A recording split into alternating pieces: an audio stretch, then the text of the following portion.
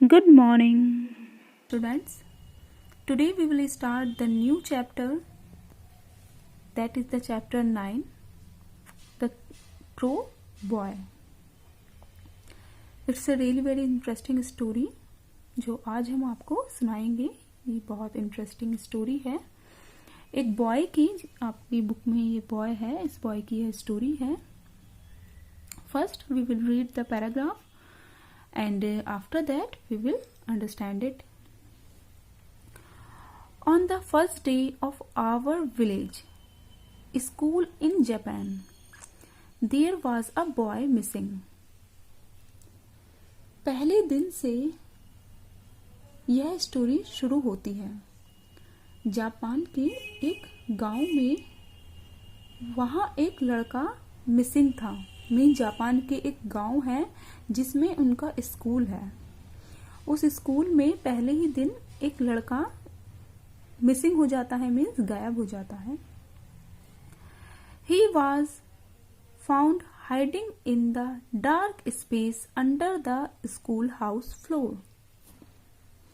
वह कहाँ मिला? वह छिपा हुआ था एक अंधेरी सी जगह पर, नीचे स्कूल में हाउस फ्लोर जो है, फर्श पर, वहां पर बैठा था नीचे.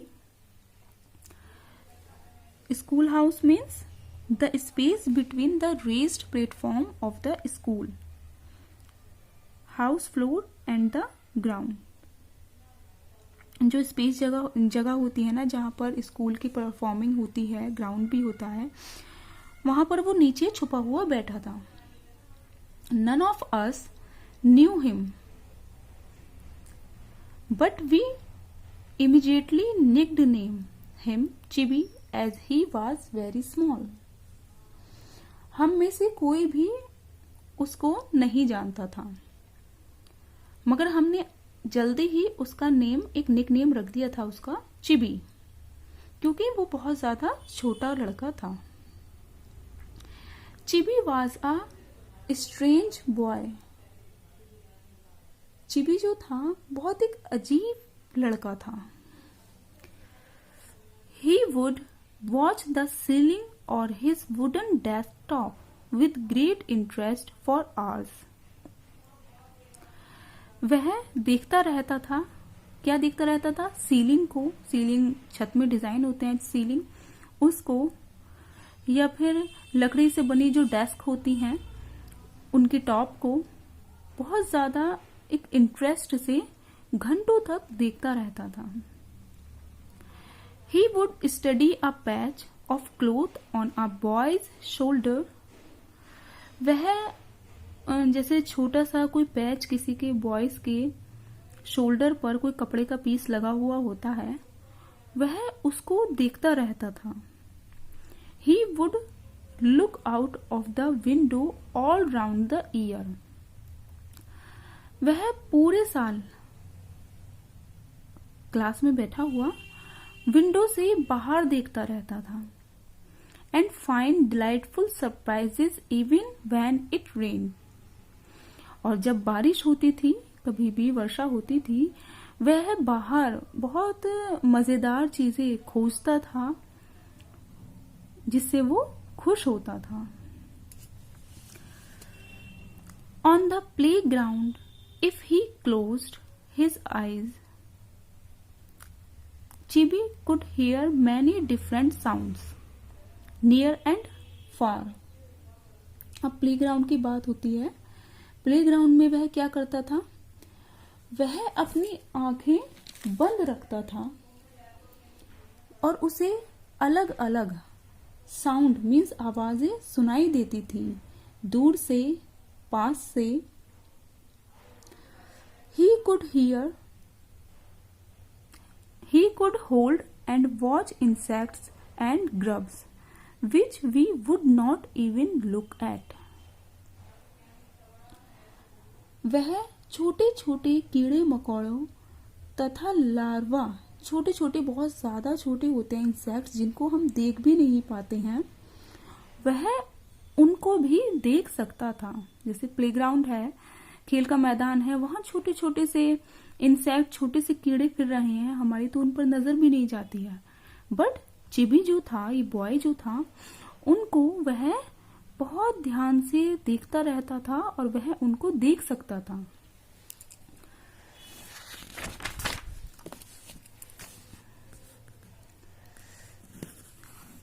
We left चिबी alone. हम चिबी को अकेला छोड़ देते थे।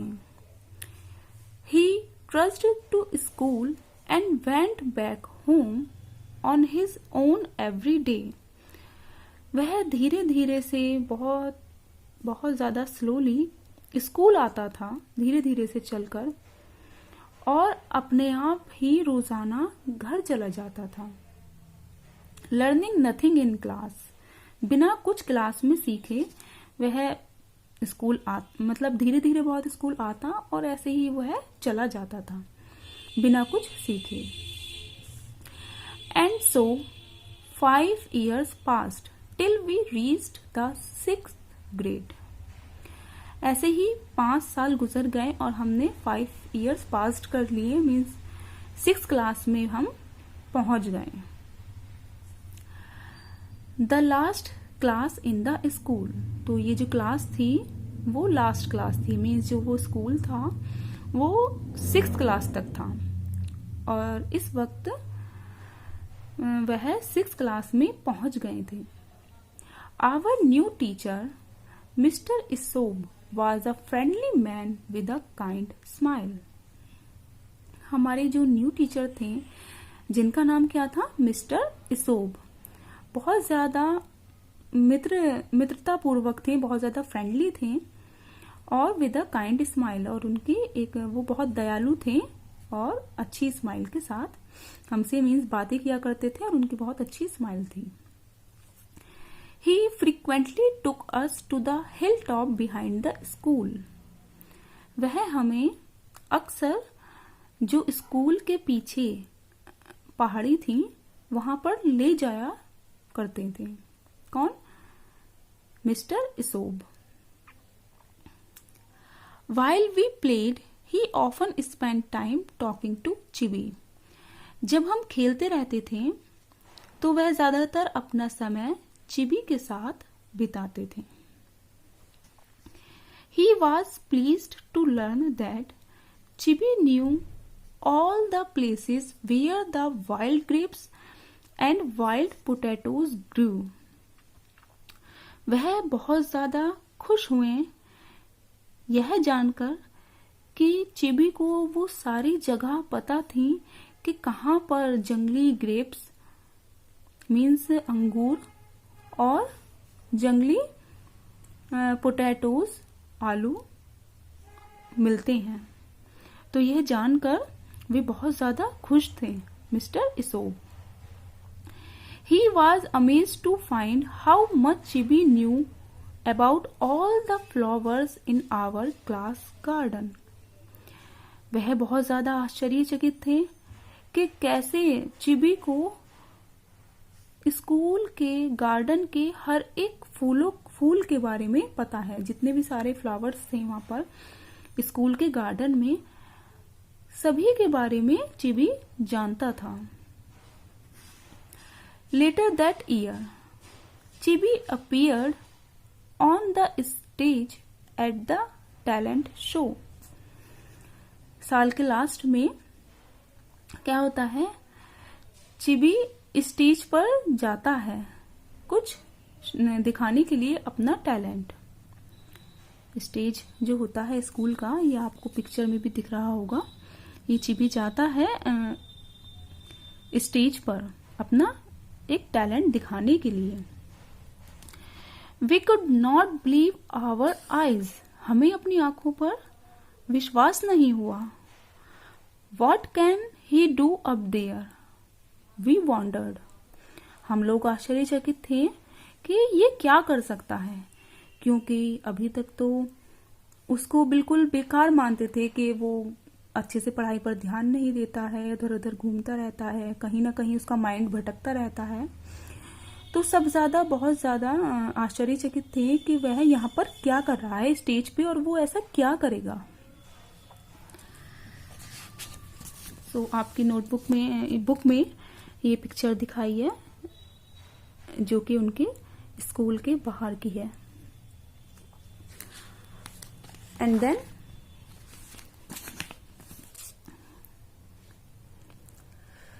then Mr. Isob announced that Chibi was going to imitate the voices of crows।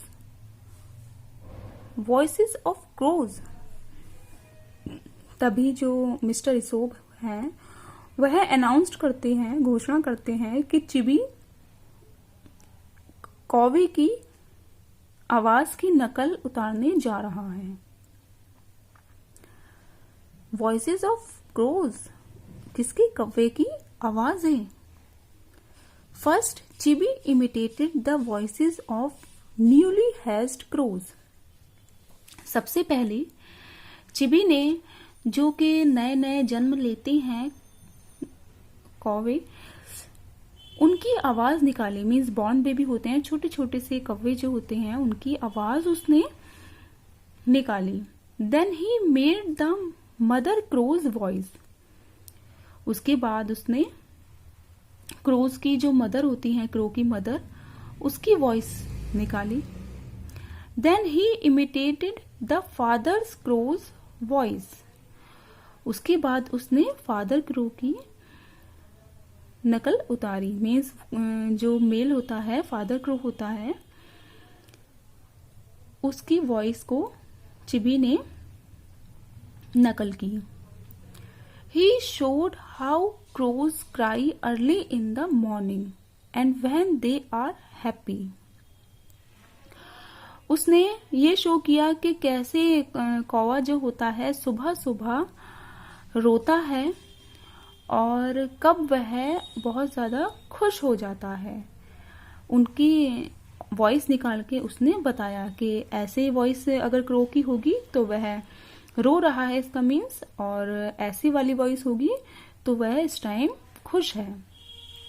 Eight the end, to imitate a crow on an old tree, Chibi made very special sounds deep down in his throat. क्वैट क्वैट। So आगे क्या होता है, last में बिल्कुल चिबी ने उस कौवे की आवाज निकाली जो कि एक बहुत पुराने से पेड़ पर बैठा रहता है। और वह उसने क्या किया, चिबी ने अपने गले को एकदम थ्रोट को से एक थोड़ी भारी सी आवाज निकाली, क्वैंट क्वैंट की, जो कि एक बहुत स्पेशल सी साउंड है। We were stuck with wonder। हम सब जो हैं बहुत ज्यादा उसको आश्चर्यचकित नजरों से देखने लगे। मीन्स खुशी से भी, और एकदम से आश्चर्य हुआ, क्योंकि अगर कोई बॉय कोई क्लास में कुछ नहीं करता है, कोई एक्टिविटी नहीं करता है, एंड देन सडनली वो स्टेज पे जाकर इतना अच्छा परफॉर्म करे कि वह कौवा जो होता है उसकी सभी टाइप्स की वॉइसेस को बहुत ही सुंदर तरीके से निकाली, तो सबके सब बहुत ज्यादा आश्चर्यचकित हो गए। Our minds were taken to the far end lonely mountain side from Chibi which Chibi probably come to school. हमारा जो माइंड है, हमारा दिमाग है, एकदम वहीं पर गया जहां पर चिबी जो है। सो हमारा सभी का दिमाग जो था वो उधर चला गया जहां पर चिबी जो था वह अकेला माउंटेन साइड की जगह पर ज्यादातर अपना समय बिताता था, जहां पर उसने ज्यादातर ये सारी चीजें सीखी थी जब वह स्कूल आता था। Mr Isobe explained that Chibi had learn those calls for 6 years। Mr Isobe ने बताया कि चिबी ने ये सारी चीजें, या चिबी यह सारी चीजें पिछले 6 सालों से सीख रहा है। While leaving his home for school at dawn and arriving home at sunset। जब वह अपने स्कूल से आता था, जब वह अपने घर से आता था स्कूल, और जब वह शाम तक अपने घर धीरे धीरे पहुंचता था तो उसी रास्ते के दरमियान चिबी ने ये सब सीखा है। Each one of us cried, हम में से एक चिल्लाया, We realized how wrongly we had treated चिबी। हम सभी को अब यह महसूस हो रहा था कि हम कितना गलत ट्रीट करते थे, बहुत ज़्यादा मिसबिहेव करते थे चिबी के साथ, उसकी मजाक बनाते थे, वो जो कि बहुत गलत था। क्योंकि यदि अगर कोई बॉय शांत है, आराम से बैठा हुआ है, तो हो सकता है वह किसी और चीज़ में बहुत ज़्यादा इंटेलिजेंट हो। आफ्टर स्कूल वॉज ओवर, जब स्कूल पूरा हो गया, मीन्स वो 6th क्लास तक ही था स्कूल, जब वह स्कूल पूरा हो गया, we sometimes met Chibi in the village, हम कभी कभी चिबी को गांव में मिलने जाया करते थे।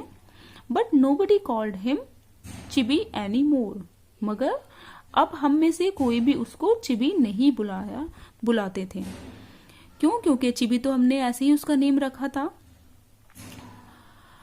We all called him crow boy when we greeted him, हम अब उसको क्रो बॉय बुलाते थे जब हम उसको विश करते थे। Crow boy would nod and smile as he stretched his shoulders proudly and set off for his home in the far mountain side, and from around the turn of the mountain road would come a crow called the happy one.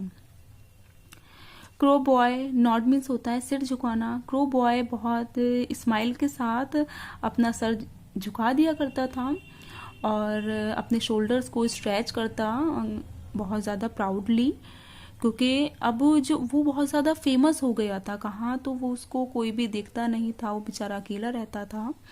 But एक बहुत अच्छे सुंदर ढंग से crow के voice निकालकर वो सब जगह बहुत ज़्यादा फेमस हो गया था,